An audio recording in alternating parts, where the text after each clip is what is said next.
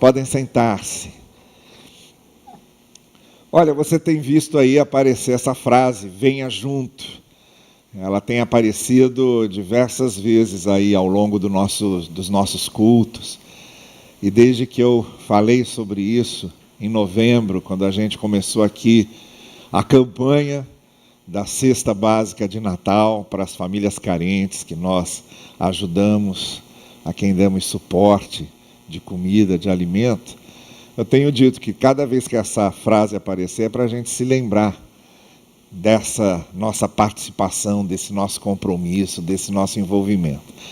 Mas hoje pela manhã eu falei, e eu quero falar agora à noite também, a vocês que estão aqui, a você que está acompanhando a gente pela internet, que é a nossa congregação virtual também, que quando você vir essa frase aparecendo aqui, venha junto, esse convite, esse chamado, essa convocação, que a gente se lembre de 3 coisas. A primeira coisa é que é um chamado para nossa fidelidade, nosso compromisso no sustento financeiro da nossa igreja, no sustento financeiro do que nós fazemos aqui, com a nossa participação dos nossos dízimos, nossas ofertas, mas essa participação mensal, costumeira, repetida, essa fidelidade que se repete a cada momento, porque os nossos compromissos financeiros são permanentes, são repetidos, são mensais. Tudo que a gente tem aqui, a gente paga. Desde essa ceia que a gente vai participar agora, né? Esses cálices que vocês receberam, a luz que está funcionando aqui, fazendo tudo funcionar, tudo é pago por aqueles que participam com seus dízimos, com suas ofertas.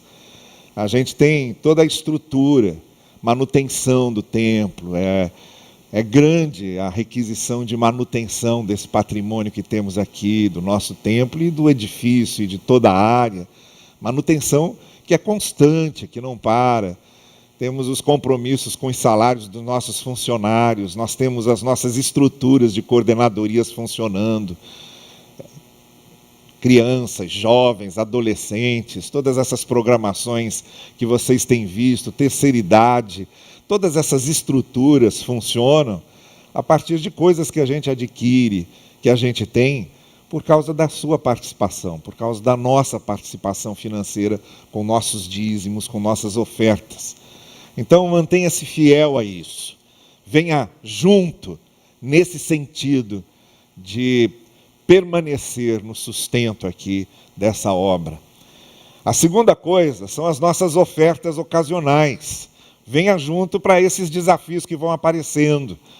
Nós temos aí, no próximo dia 19, a gente tem um chamado para a gente participar junto aqui com o pessoal que vai trazer as pessoas em situação de rua para nós darmos banho, cortar cabelo, vai ter aplicação de flor, vamos fazer uma ceia de Natal para eles. Vamos não apenas participar, mas nos doar para isso.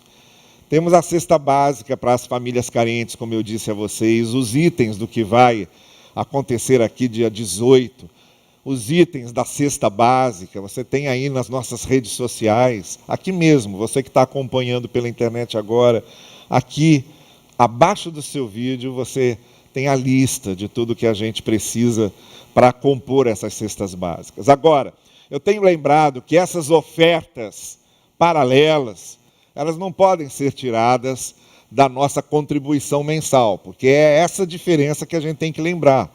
Nós temos as nossas despesas mensais, fixas, permanentes, que nós sustentamos com nossos dízimos e com nossas ofertas permanentes. E temos esses desafios paralelos, como missões, como ação social, como essas programações especiais. A gente não pode um tirar do outro. Senão a gente, como eu disse hoje pela manhã, a gente despe um santo para vestir o outro, não adianta. A gente tem que participar no todo. Muitas vezes até exigindo um pouco de sacrifício, sim. Muitas vezes essa nossa participação financeira exige, sim, um pouco de sacrifício da gente.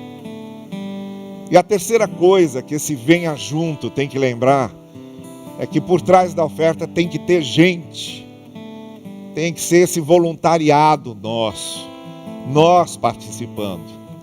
Esse piano não toca sozinho, esse violão que está tocando aqui, não está tocando sozinho, quem está tocando ele ali é o William, esse menino que eu amo, que no culto das crianças me imitou, botou lá uma barriguinha e me imitou, e que eu amo esse menino, não é? Ele está aqui tocando violão, o violão não está tocando sozinho, é gente por trás, é gente fazendo.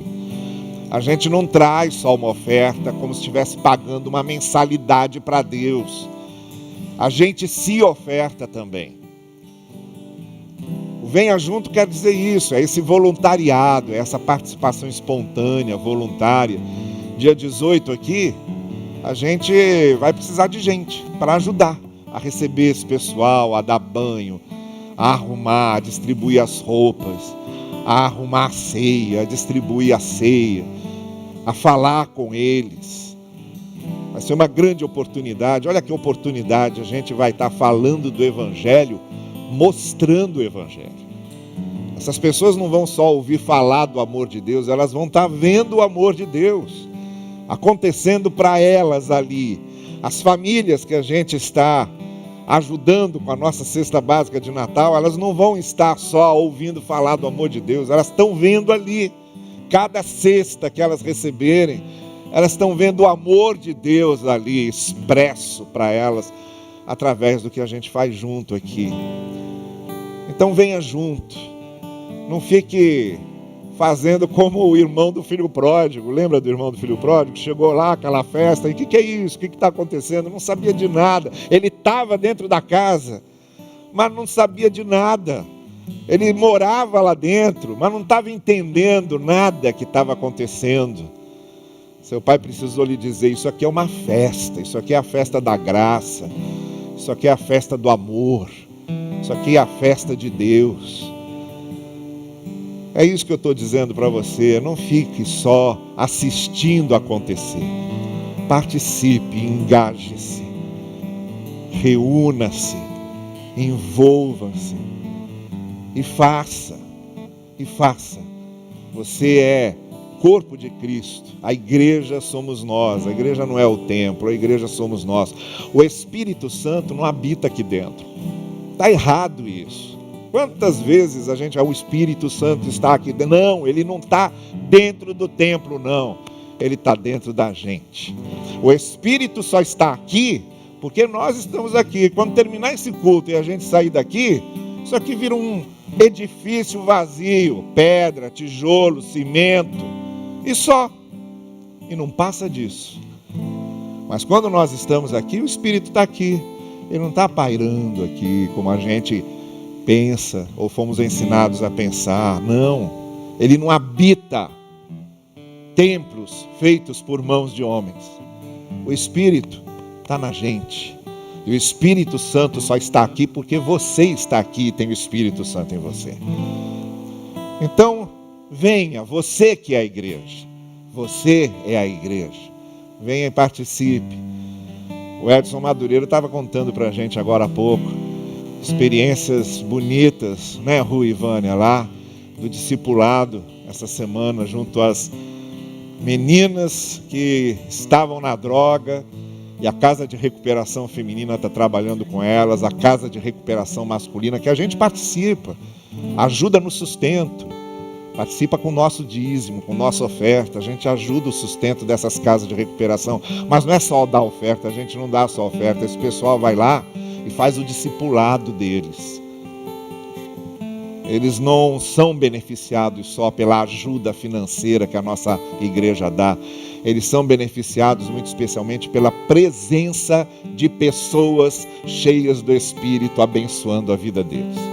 É isso que acontece. E é isso que eu estou chamando você a vir. Venha junto e participe. Pense nisso. Você que está em casa, vai aparecer para você aí. Eu sei que a gente tem uma congregação virtual grande acompanhando nossos cultos. Você tem aí a conta da igreja para você fazer a sua transferência, o seu depósito. E agora aqui, aqueles que quiserem participar, os nossos diáconos estarão aqui recolhendo dízimos e ofertas que nós vamos trazer ao Senhor agora, enquanto a gente vê o William. Não é o violão que está tocando sozinho, é o William, esse menino que eu amo, que está aqui tocando violão, e a gente vai consagrar ao Senhor os nossos dízimos e as nossas ofertas agora.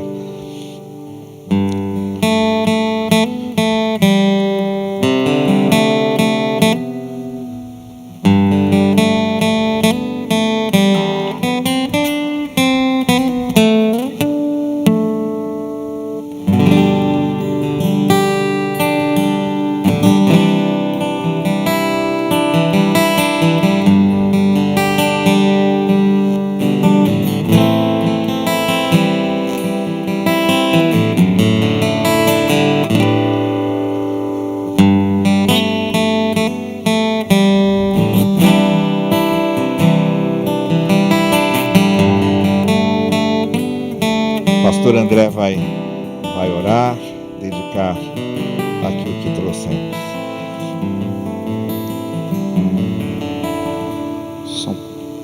Oremos. Senhor Deus, como é bom ver a Tua fidelidade para conosco. Como é bom saber que temos um Deus que trabalha por aqueles que nele esperam. Como é bom poder também retribuir e participar desse seu movimento na sociedade, que é a igreja, a manifestação da tua glória, da tua graça, da tua verdade, do teu amor para os homens, através de pessoas tão simples como nós. Muito obrigado porque podemos reconhecer que tu tens separado no nosso coração essa intenção, esse desejo de investir na vida de outras pessoas. Nós te consagramos esses recursos, mas também consagramos o nosso coração, Pai, para que junto com os recursos nós estejamos disponíveis para Ti. Que nós também nos vejamos, principalmente, como o Teu plano, o Teu propósito para a vida dos nossos irmãos, para a vida daqueles que estão ao nosso redor, Pai. Que a gente possa manifestar o Seu amor, manifestar o Seu poder, poder que o Senhor derrama sobre a Tua igreja, junto com esses movimentos que estamos produzindo, Pai. Que a Tua mão seja sobre nós e que possamos ver a Tua glória nesse agir da Tua igreja. Essa é a nossa oração, Deus, em nome de Jesus. Amém, amém. E amém.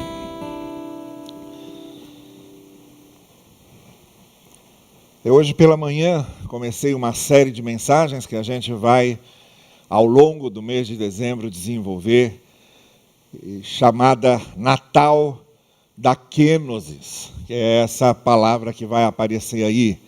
Kenosis é a palavra grega para uma expressão que o apóstolo Paulo usou na carta aos Filipenses, capítulo 2, verso 7. Filipenses capítulo 2, verso 7. Esse é o versículo que a gente vai ler aqui ainda muitas vezes. Mas esvaziou-se a si mesmo, vindo a ser servo, tornando-se semelhante aos homens. Esvaziou-se a si mesmo. É dessa expressão, eskenosen, no grego, que vem a palavra kenosis, e que significa autoesvaziamento. E o que Paulo está dizendo aqui em Filipenses é que Jesus, ao se encarnar, ele se auto-esvaziou. E quando a gente fala em Natal da Kenosis, o que eu estou querendo dizer é que o Natal é a celebração desse auto-esvaziamento de Jesus. Porque Jesus, quando se encarnou, quando ele veio, quando ele se tornou gente, quando ele se tornou ser humano, carne e osso, alma, mente, coração humanos, quando ele vem e se encarna, o apóstolo Paulo diz que ele fez esse movimento, estava lá na glória, Deus, desde o princípio, eterno, todo-poderoso, o Altíssimo, e aí ele abriu mão da sua glória, desceu, foi descendo até o ponto mais baixo da humilhação, sofrendo a humilhação das humilhações, que foi a morte de cruz, para depois ser exaltado, e aí vem a parte do texto que a gente também conhece muito bem, para que todo joelho se dobre e toda língua confesse que Jesus Cristo é o Senhor. Esse movimento estava no trono, estava na glória, abriu mão da sua glória, abriu mão dos seus direitos, se tornou ser humano, foi humilhado, morreu, para depois então ressuscitar e ser glorificado. Esse movimento é que o apóstolo Paulo chama de kenosis, o autoesvaziamento. E como eu expliquei hoje pela manhã, só retomando aí o fio da meada, ele está falando isso num contexto muito próprio, porque havia problemas de convívio na igreja de Filipenses por causa de sentimentos de egoísmo, de soberba, de arrogância. As pessoas guardavam mágoas umas das outras, não sabiam perdoar, não sabiam se ouvir, não sabiam se compreender. E Paulo recebe essas notícias e então escreve para a igreja de Filipos, dizendo, olha, vocês têm que ter a mesma postura, a mesma atitude, a mesma mente de Cristo Jesus. E aí é que entra esse texto do capítulo 2 de Paulo dizendo isso. Ele abriu mão, ele se autoesvaziou, ele se autolimitou, ele se autocondicionou. E esse é o movimento que nós devemos seguir. Nos autoesvaziarmos, para convivermos melhor com os outros, para sabermos perdoar, para termos compaixão, para termos misericórdia, para termos amor, para termos solidariedade. É preciso quebrantar coração, é preciso acabar com o egoísmo, é preciso acabar com a soberba. É um autoesvaziamento. Quando Cristo nos chama para segui-lo, ele diz exatamente isso. Aquele que quer vir após mim, aquele que quer me seguir, deve negar-se a si mesmo, tomar cada dia a sua cruz e então seguir-me. Então, sem autoesvaziamento, não tem como seguir Jesus. Esse é o padrão, esse é o modelo de cristianismo, de discipulado, é isso que nós devemos seguir. Sem isso, não tem como seguir a Cristo, não tem como se dizer cristão. Não tem como dizer que conhece o Evangelho. Mas tudo isso eu disse de forma mais pormenorizada hoje pela manhã. Eu estou repetindo isso só para a gente pegar o fio da meada onde a gente parou. Mas hoje à noite eu queria mencionar algumas coisas que a ideia da kenosis, do Natal da kenosis, dessa celebração do autoesvaziamento de Jesus, e a gente está usando isso agora, nesse mês de dezembro, porque o Natal é a kenosis. É uma excelente oportunidade de nós, pensando no Natal, pensarmos no autoesvaziamento de Jesus, quando ele se encarna, e no nosso autoesvaziamento. Então não tem Natal sem que nós levemos a sério o que Jesus fez de autoesvaziar-se por nossa causa e de nos chamar para esse autoesvaziamento. Então a kenosis, ou a ideia do autoesvaziamento de Jesus, ela corrige alguns equívocos que a gente comete a respeito de Jesus, da fé cristã, do Evangelho, que são muitas vezes cometidos, repetidos, oficialmente cometidos e repetidos, e que, na verdade, distorcem o sentido autêntico, verdadeiro, da essência do Evangelho. Então, o que eu quero fazer essa noite é mencionar algumas coisas que esse padrão, esse modelo, esse exemplo da encarnação de Cristo e do autoesvaziamento de Cristo corrigem em nós e na nossa maneira de crer, e na nossa maneira de ver Deus, e na nossa maneira de seguir a Cristo. A primeira coisa que a ideia da kenosis, que a figura do autoesvaziamento de Cristo corrige na nossa fé, é o que eu chamaria aqui da nossa tendência para o docetismo, que surgiu ainda no primeiro século do cristianismo, contra o qual o apóstolo João, por exemplo, escreveu a primeira carta, Paulo escreveu Colossenses, que dizia que Jesus não era ser humano de verdade, não tinha um corpo de verdade, tinha só uma aparência de corpo.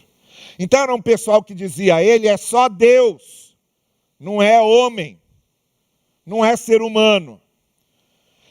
E de certa forma, nós hoje, de alguma forma, cometemos o mesmo erro quando nós dimensionamos demais o fato de Jesus ser Deus e menosprezamos o fato dele ter sido ser humano.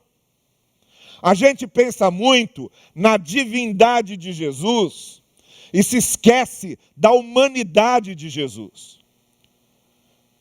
Repetimos esse erro que no primeiro século os docetistas cometeram. E a gente menospreza o que de mais importante Jesus tinha para se identificar conosco.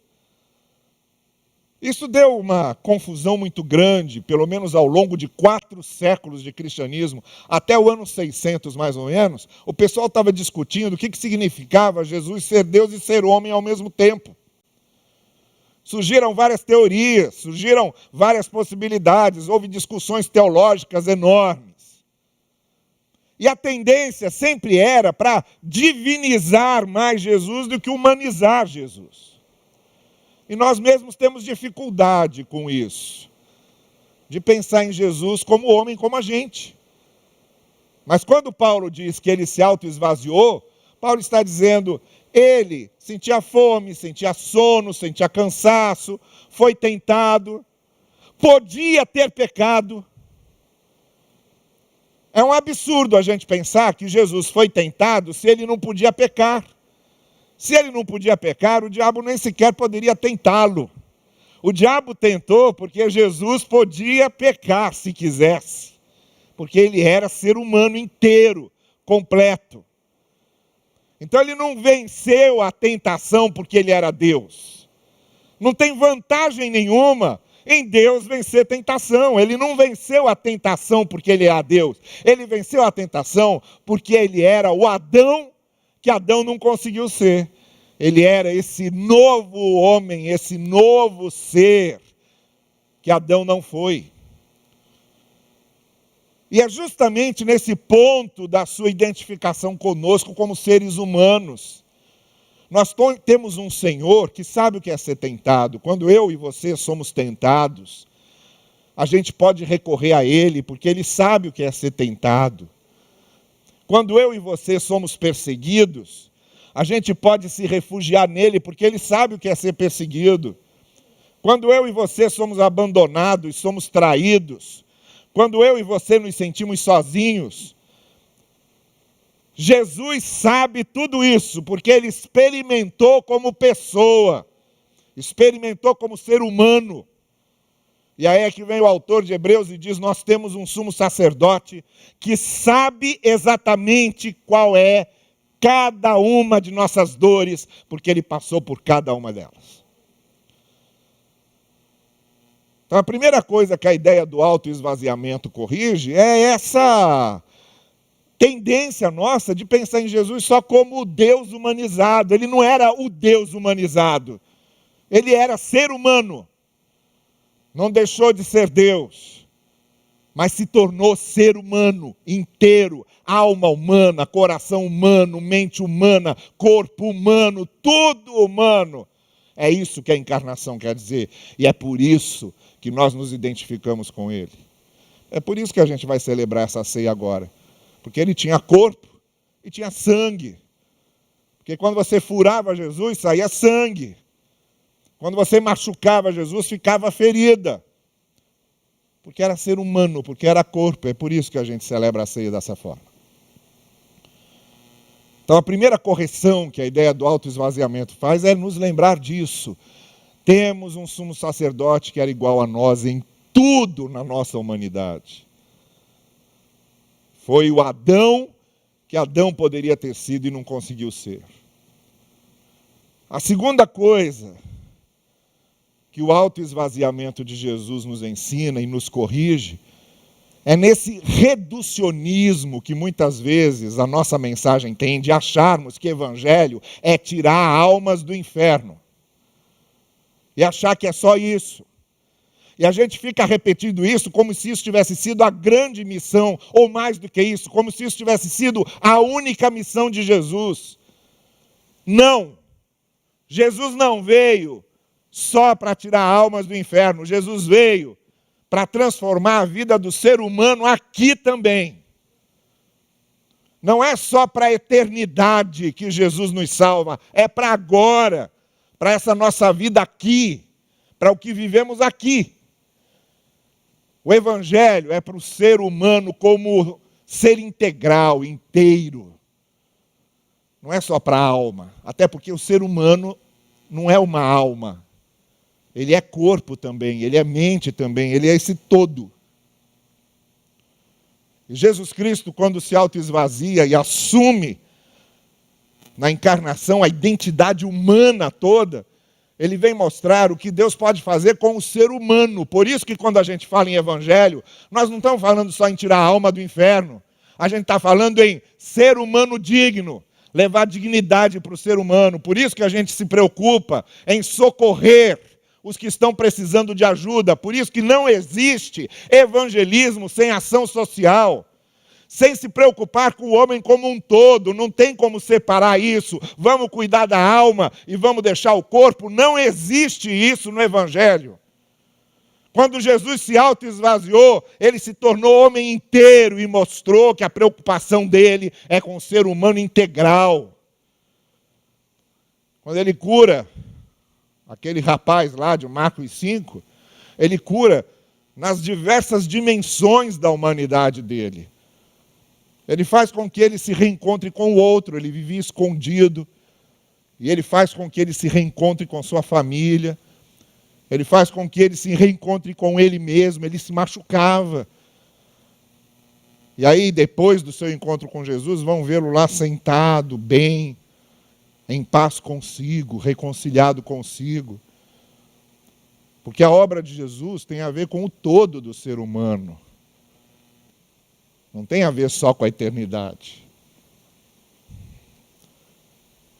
A terceira coisa que a ideia do autoesvaziamento corrige na nossa maneira de crer é nos lembrar que muitas vezes a gente dá atenção demais a uma espécie de materialismo.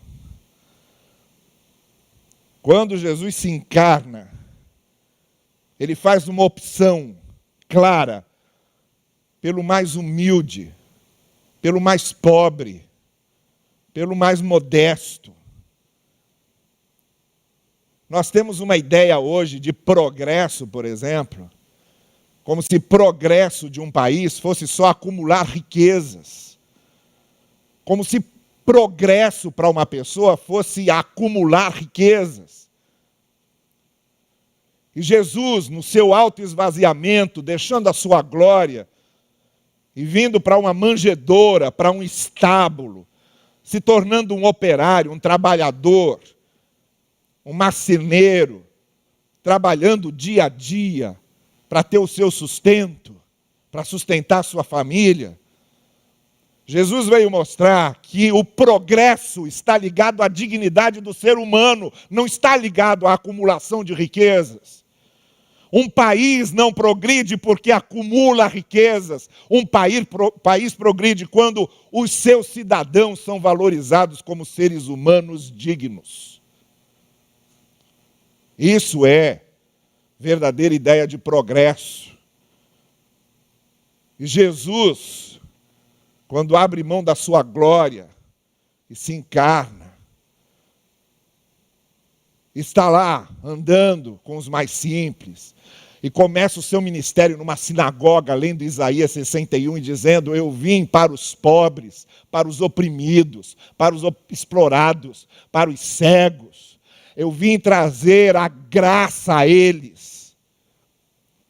Jesus está mostrando que a nossa ideia de bênção, a nossa ideia de progresso, a nossa ideia de prosperidade está completamente equivocada quando nós atrelamos isso só à ascensão financeira e econômica. E Jesus vem nos mostrar que o Evangelho está direcionado à pessoa e à dignidade da pessoa como um todo. A terceira coisa, ou a quarta coisa, digo, que o autoesvaziamento de Jesus corrige, além de corrigir essa nossa tendência para o docetismo, além de corrigir esse nosso reducionismo da evangelização, além de corrigir esse nosso materialismo como prova de progresso, o que o autoesvaziamento de Jesus vem fazer é nos tirar de uma ideia triunfalista. Uma coisa é termos a certeza do triunfo em Cristo. Outra coisa é vivermos num triunfalismo, que é o seguinte: quem tem fé não passa por nada. Quem tem fé vence tudo. Quem tem fé nunca tem problema. Quem tem fé nunca passa dificuldade. Quem tem fé nunca enfrenta conflitos. Mentira! O próprio Senhor Jesus disse: no mundo vocês vão ter aflições. Mas eu estou com vocês e eu venci o mundo. Isso é confiar no triunfo de Jesus. Mas a ideia triunfalista,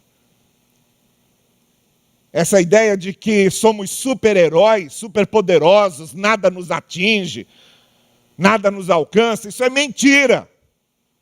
Crente passa problema sim, crente fica doente, crente fica desempregado, crente tem problema financeiro, crente tem conflito familiar.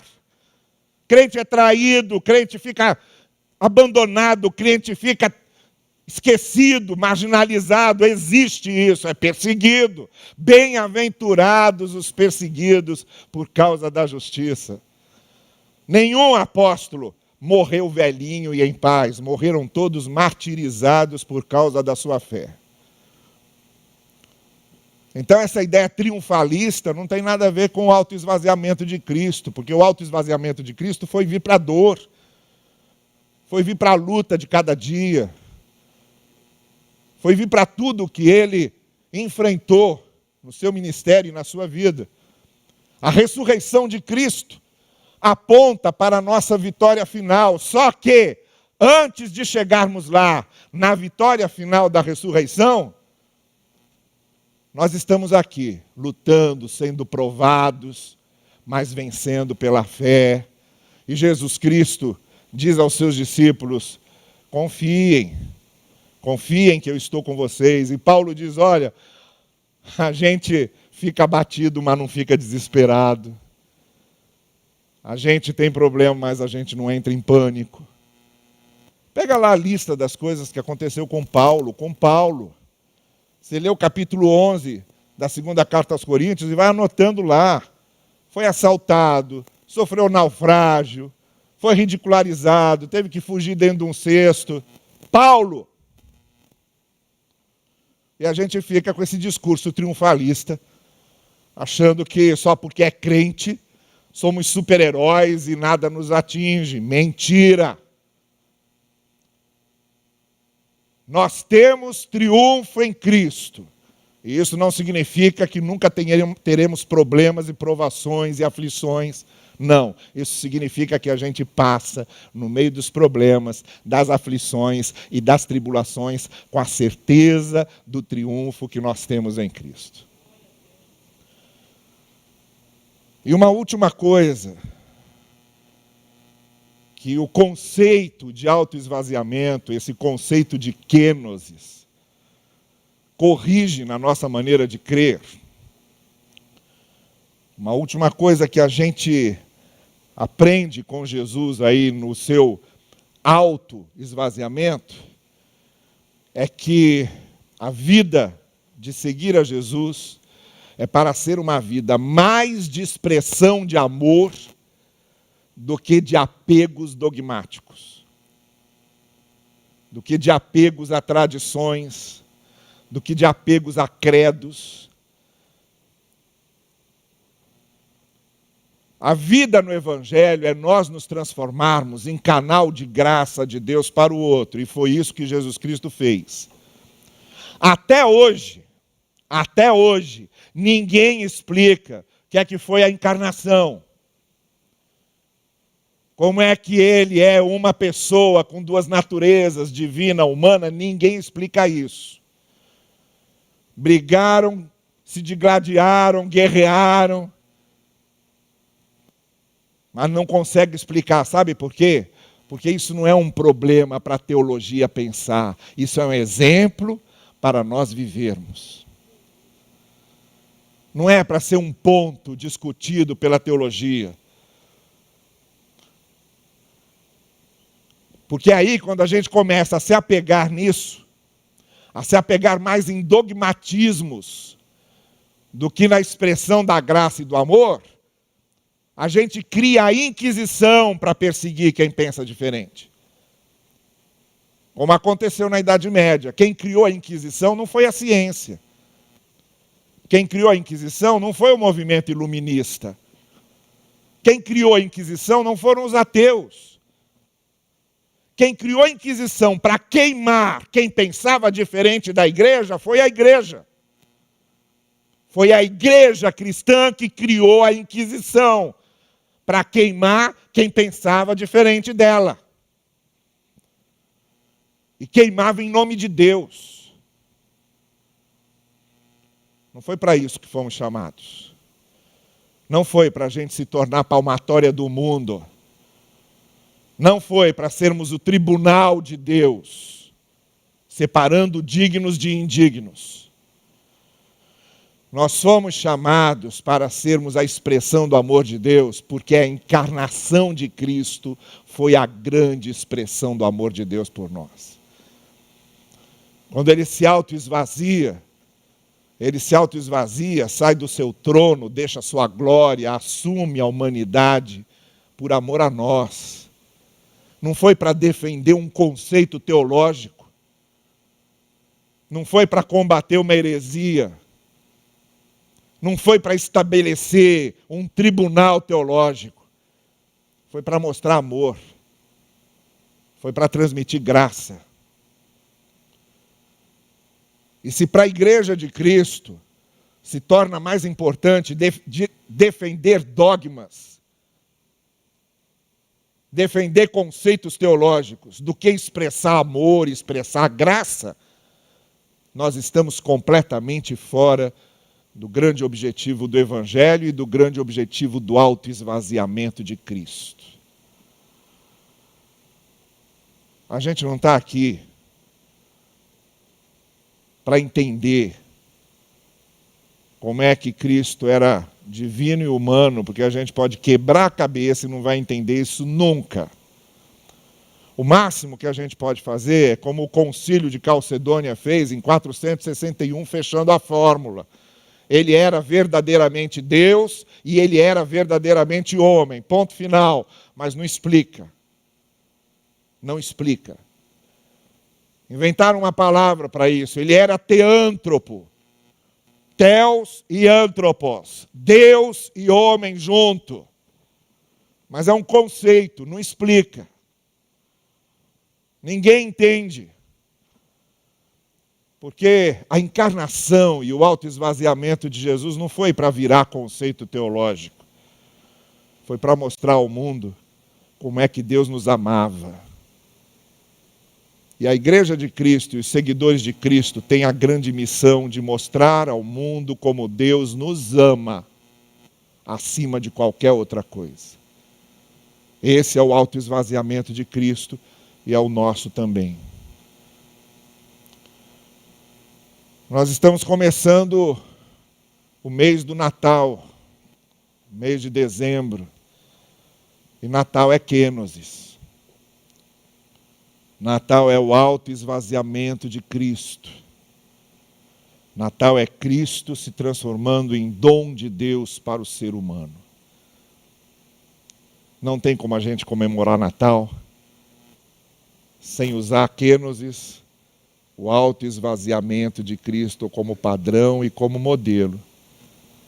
Por isso, comemore o seu Natal, primeiro esvaziando-se, tirando de você orgulhos, egoísmos, vaidades que muitas vezes atrapalham o nosso convívio uns com os outros. E lembre-se de que a grande missão que o Evangelho nos dá é nos transformarmos em canais de graça para as pessoas. Mas para sermos canais de graça, cheios de Deus, precisamos nos esvaziar da gente. Quem não se esvazia de si nunca consegue ser cheio de Deus. Porque só é cheio de Deus aquele que esvazia a si mesmo. Que nós aprendamos isso com o Evangelho e sigamos isso com nossa vida. Que o Senhor assim nos abençoe. Amém.